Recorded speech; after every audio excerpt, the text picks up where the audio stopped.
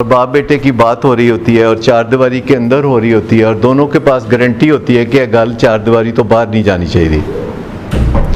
बाप चार दीवारी के बाहर भेजना चाहता है बात नहीं, बेटा चार दीवारी के बाहर भेजना चाहता है। अब दो बंदों के दरमियान बात हो रही है, एक देनदार है एक लेनदार है और दोनों के दरमियान बात ऐसे मौजू पे हो रही है कि दोनों के दरमियान ये तयशुदा एग्रीमेंट है कि गल बाहर नहीं जाएगी।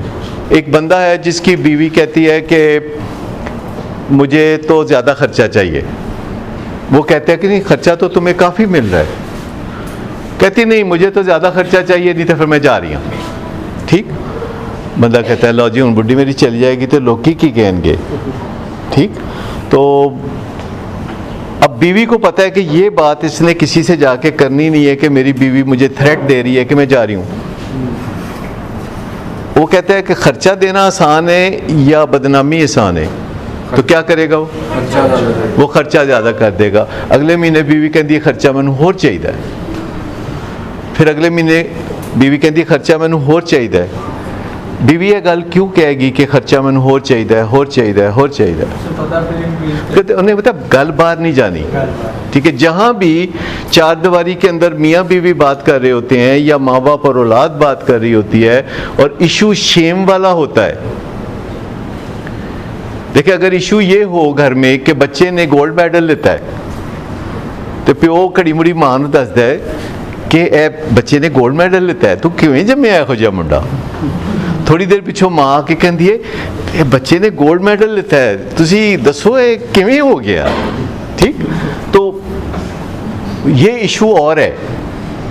अगले दिन आप कहते हैं पार्टी थ्रो करते हैं, लोगों को बुला के बताते हैं कि बच्चे ने गोल्ड मेडल लिया है, लेकिन एक इशू है कि बच्चा फेल हो गया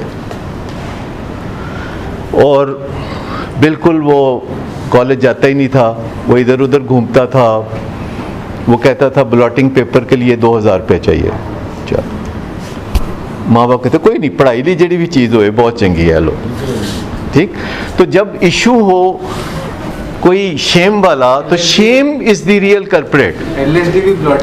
ये बताएं कि Shem is the real culprit. जो किसी भी बंदे की जिंदगी में शेम है और इंसानों के अंदर शेम है, ये इनकी जीन्स में है, ये इनकी हड्डियों में है।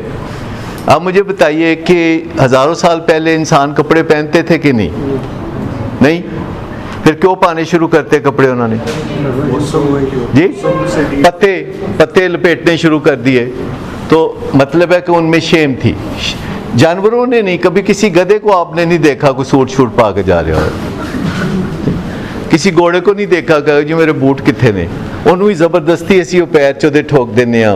क्योंकि इंसान इम्प्रोवाइज करता है, इंसान बेहतरी की तरफ चलता है। और ये शेम में भी इंसान ने बड़ी तरक्की की है और बड़ा नुकसान उठाया है। जब भी घर में कोई इशू होगा, देखिए इवन अगर आपका कोई मोबाइल छीन लेना तो आप किसी को नहीं बताते, आप कहते यार लोग की कहेंगे मोबाइल खो लिया तेरा किसी ने। नौकरी से फायर हो जाए तो किसी को नहीं बताते कि लोग क्या कहेंगे। किसी को डिवोर्स हो जाए तो वो किसी को नहीं बताती खातून कि लोग कहेंगे ज़रूर तेरा कसूर होना है। और जब बच्चा नशा करता है तो वो किसी को नहीं बताते क्योंकि लोग कहते हैं यार तुहाडी तरबियत नहीं ना चंगी, साडा मुंडा देखो वो देखो साडा मुंडा जरा युगंडा दी यूनिवर्सिटी पढ़ता है, या कुछ भी कह देंगे। ठीक, हम वडियाई करना चाहते हैं ना, हम सब वडियाई चाहते हैं। वडियाई समझते हैं, बड़ापन, बढ़ियापन, पर वडियाई है कोई नहीं बंदे दी, है कोई वडियाई? वडियाई सिर्फ ऊपर वाले दी है। ठीक है ना, बस जी अगर असी ये मान लीए कि वडियाई साड़ी नहीं ऊपर वाले दी है, हम तो क्रिएचर है ना, हम तो मखलूक है ना, मखलूक दी की वडियाई? वडियाई तो खालक दी होंदी है ना, मखलूक दी की वडियाई? तो अगर हम इस गुमान में से निकल आए कि हमें कोई वडियाई चाहिए, फिर हम कहते हैं अपने नाम के साथ लिख लें सैयद। वो पता नहीं कई लोग मेरे नाम के साथ शुरू में लिख देते थे सैयद सदाकत अली। एक दफ़ा मेरे दिन में ख्याल आया, मैं कहा मौका गनीमत है लिखना ही शुरू कर दिया। फिर मैं कहा नहीं इसमें क्या है, इसमें कुछ भी नहीं है। तो वडियाई से निकलने की ज़रूरत है।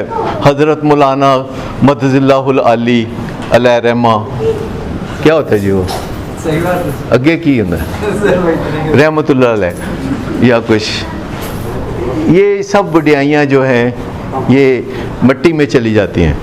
कोई ज़रूरत नहीं है वडियाई की।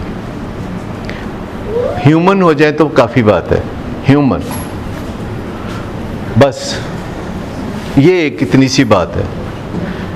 केड़ियाँ उठा उठा के मैं ये करूँगा तो वडियाई हो जाएगी, मैं वो करूँगा तो वडियाई हो जाएगी। अगर बंदा सही ठिकाने पे बैठ जाए और उसे ठंड पड़ जाए तो इससे और क्या चाहिए। आप अपने आप को संभाल ले बहुत, अपने आप के साथ ही खुश हो जाए, तन्हाई में अपने साथ खुश रहे, अपने आप को देख के कहे ठीक है यार तू गलतियां हैं तेरे च, पर कोई गल नहीं, खैर है। तो ये जो दो बंदों के दरमियान डायलॉग होता है, एक देनदार होता है, एक लेनदार होता है, और दोनों के दरमियान एक खुफिया मुआहदा होता है, अनस्पोकन मुआहदा होता है कि गल बाहर नहीं जाएगी। तो आपको इसका तजर्बा है कि फिर वो बंदा जो कि देनदार होता है वो कैसे कैसे लाजवाब बातें करता है। तो सिंपल सी मुझे बात बताएं कि वो कुछ भी कह देगा आपको, अगर यार तू दस तू की चाहना तेन उसी दे देने तो फिर तू नशा छड़ दी, वो कहते जी मैनू गड्डी लै दो, ठीक,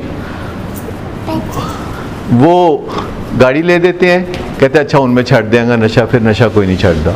तो दोनों के दरमियान जितने भी मज़ाकरात हो रहे होते हैं, सारे मज़ाकरात नाइविटी के साथ हो रहे होते हैं। नाइविटी, नाइविटी समझते हैं, मतलब कोई जो बातें मज़ाकरात हो रहे होते हैं ऐसे दो लोगों के दरमियान, जब इशू शेम का हो, चाहे वो मियाँ बीवी हों, चाहे औलाद और माँ बाप हों, चाहे भाई भाई हों, तो वो हमेशा बेतुकी बातें कर रहे होते हैं, क्योंकि देनदार को पता होता है कि मैनू किन्ने पूछना है और लेनदार को पता होता है कि मैं किसी को दस नहीं सकता। तो जब दोनों के हालात ये हों तो सोल्यूशन क्या होगा, मुझे बता दें सोल्यूशन क्या होगा। बात बाहर निकलनी चाहिए, ठीक।